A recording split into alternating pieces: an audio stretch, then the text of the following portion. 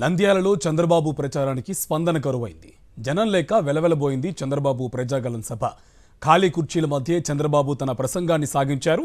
చంద్రబాబు ప్రజాగలం సభకు కనీసం 100 మంది జనం కూడా రాలేదు. దీంతో స్థానిక టీడీపీ నేతలపై చంద్రబాబు తీవ్ర ఆగ్రహం వ్యక్తం చేశారు. ఇదే అంశానికి సంబంధించి మరింత సమాచారం కర్నూలు నుంచి మా కరెస్పాండెంట్ లోకేష్ మనకి ఫోన్ లైన్లో అప్డేట్స్ అందిస్తారు. లోకేష్, చంద్రబాబు సభ జనాల్లోకి వెలవెలబోయినట్టు తెలుస్తోంది, అప్డేట్స్ ఏంటి? చాలా అంటే కార్తీక్, చంద్రబాబు నంద్యాలలో యొక్క ప్రచార దళానికి ప్రజల స్పందన కరువైందని చెప్పవచ్చు. ఏదైతే తనని నంద్యాలలో అరెస్ట్ చేశారో కావాలనే ఎన్నికల ప్రచారంలో తీవ్రవడం చేత ఈ యొక్క నంద్యాల పట్టణంలో ఈ యొక్క ప్రజాకళ సభని నిర్వహించడం జరిగింది. అయితే ప్రజలు పట్టుమని ఒక 100 మంది ప్రజలు కూడా ఆ యొక్క సభలో హాజరు కాలేదు.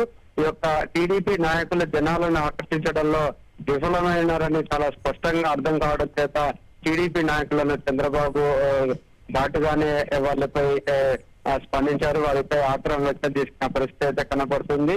ఏది ఏమైనప్పటికీ ఈ యొక్క వైఎస్ఆర్ కాంగ్రెస్ పార్టీ ప్రభుత్వంపై రాష్ట్ర ముఖ్యమంత్రి వైఎస్ జగన్మోహన్ రెడ్డిపై చేస్తున్న వ్యాఖ్యలు వినడానికి కూడా ప్రజలు లేకపోవడం అనేది చాలా స్పష్టంగా అర్థమవుతుంది.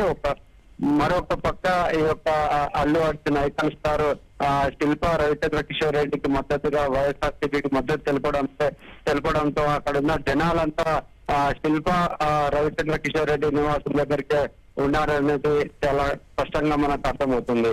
ఏదైతే చంద్రబాబు ప్రజాకళం అని చెప్పి పేరుతో యొక్క ఎన్నికల ప్రచారం నిర్వహిస్తున్నారో అక్కడ ప్రజలు కూడా ఎవరు లేకపోవడం అనేది చాలా స్పష్టంగా అర్థమవుతున్న పరిస్థితి. మొత్తం మీద చూసుకున్నట్లయితే నంద్యాలలో ప్రజాకళానికి ప్రజలు కరువు కావడం చేత ఈ యొక్క చంద్రబాబు యొక్క సభ అటర్ ఫ్లాప్ అయిందనేది చాలా స్పష్టంగా అర్థమవుతుంది. Karthik, right, thank you Lokesh.